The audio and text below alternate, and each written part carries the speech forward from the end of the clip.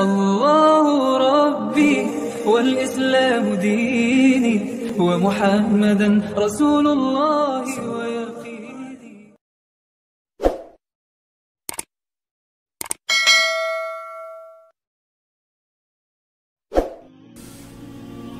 اعوذ باللہ من الشیطان الرجیم، بسم اللہ الرحمن الرحیم۔ کچھ دن پہلے میں نے ایک ویڈیو پوسٹ کی تھی جس میں اسلامی بینکس میں سرمایہ کاری سے متعلق میں نے اپنی رائے ظاہر کی تھی، اور میں نے اس میں یہ بتایا تھا کہ میری تحقیق کے مطابق اسلامی بینکس میں سرمایہ کاری جائز نہیں ہے۔ تو اس پر کچھ لوگوں نے تحفظات کا اظہار کیا تھا، اور بنیادی طور پر مجھے یہ بات معلوم ہوئی کہ وہ کہنے لگے کہ آپ جو ہے وہ علماء کے خلاف بیان بازی کر رہے ہیں، اور آپ کا ویڈیو پوسٹ کرنا اس بات کی دلیل ہے کہ آپ جو ہے وہ علماء پر اعتماد نہیں کر رہے۔ دوسری بات یہ سامنے آئی کہ اگر آپ اس کو ناجائز قرار دیتے ہیں تو اس کا متبادل کیا ہوگا۔ تو پہلی بات تو یہ ہے کہ اگر آپ ویڈیو غور سے دیکھیں تو میں نے کسی بھی شخص کے خلاف کوئی بھی بات نہیں، کسی بھی عالم کے خلاف کوئی بھی بات نہیں کی ہے۔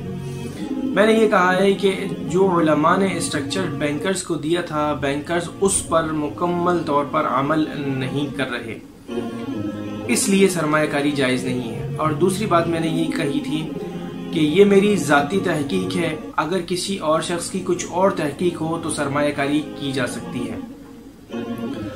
اب بات کرتے ہیں متبادل پر۔ اس دور میں متبادل طریقے بہت زیادہ ہیں۔ آپ خود کسی چیز کی تجارت کر سکتے ہیں، اور اگر آپ کے پاس پیسے کم ہیں تو آپ دکان کھول سکتے ہیں، پراپرٹی کا کام کر سکتے ہیں، کارز کا کام کر سکتے ہیں، اور اگر آپ کے پاس پیسے زیادہ ہیں تو آپ کوئی باہر سے مشینری منگوا سکتے ہیں، کوئی فیکٹری لگا سکتے ہیں، کوئی مل لگا سکتے ہیں۔ مطلب اس زمانے میں مواقع جو ہے وہ بہت زیادہ ہیں، اور اپنے ہاتھ سے کام کرنے میں اللہ تعالیٰ نے زیادہ برکت دی ہے۔ ہمارے سنت رسول صلی اللہ علیہ وسلم سے بھی یہی بات معلوم ہوتی ہے۔ ایک انصاری صحابی آپ صلی اللہ علیہ وسلم کے پاس آئے اور انہوں نے فرمایا اللہ کے رسول گھر میں فاقہ ہے۔ تو اللہ کے رسول صلی اللہ علیہ وسلم نے فرمایا کیا تمہارے گھر میں کچھ بھی نہیں؟ تو انہوں نے فرمایا کہ ایک کمبل اور ایک پیالہ ہے۔ آپ صلی اللہ علیہ وسلم نے کہا وہ لے آؤ۔ جب وہ لے آئے تو آپ صلی اللہ علیہ وسلم نے اس کو 2 درہم میں بیچ دیا، اور 1 درہم کے متعلق کہا کہ اس سے اپنے گھر میں کھانا لے جاؤ، اور دوسرے درہم سے کہا کہ کلاڑی لے لو اور جنگل میں چلے جاؤ، اور جو ہے نا ایندھن کی جو لکڑی ہے وہ کاٹ کے لاؤ اور اس کو فروخت کرو۔ اس حدیث سے ہمیں معلوم ہوتا ہے کہ اللہ تعالیٰ کے رسول صلی اللہ علیہ وسلم نے اپنے ہاتھ سے کام کرنے کو زیادہ ترجیح دی ہے، اور اللہ تعالیٰ اسی میں برکت بھی دیتے ہیں۔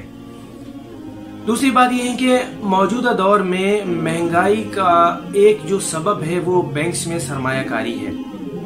میں اپنا جملہ دوبارہ دہرا دیتا ہوں۔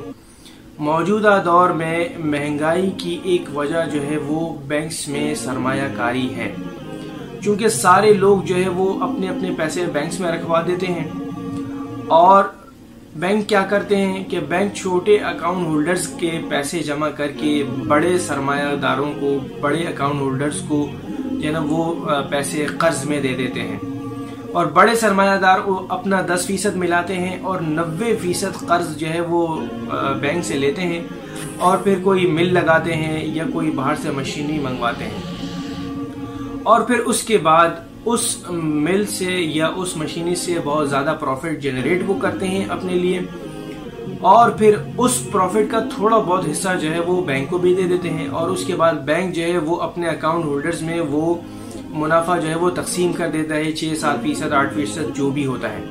لیکن بڑے جو سرمایہ دار ہوتے ہیں وہ ان کو چونکہ قرض واپس دینا ہوتا ہے، تو وہ اس مصنوع کی جو قیمت ہوتی ہے وہ اس کو ڈبل ٹرپل کر دیتے ہیں، اس لیے کیونکہ ان کو قرض واپس دینا ہوتا ہے۔ اس طرح وہ بڑے سرمایہ دار اپنا دیا ہوا جو نفع ہوتا ہے وہ چھوٹے اکاؤنٹ ہولڈر سے جو ہے وہ واپس لے لیتے ہیں۔ اس طرح پیسہ جو ہے وہ گھوم پھر کے بڑے سرمایہ داروں کی جیب میں ہی چلا جاتا ہے، اور نتیجہ یہ ہوتا ہے کہ ملک میں جو ہے وہ مہنگائی جو ہے وہ بڑھ جاتی ہے۔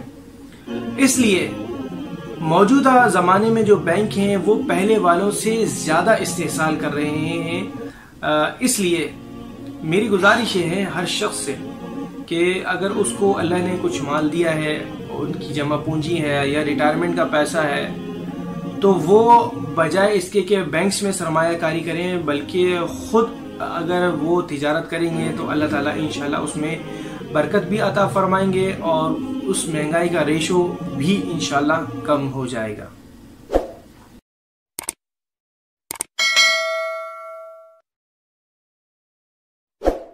اللہ ربی والاسلام دینی ومحمدا رسول اللہ.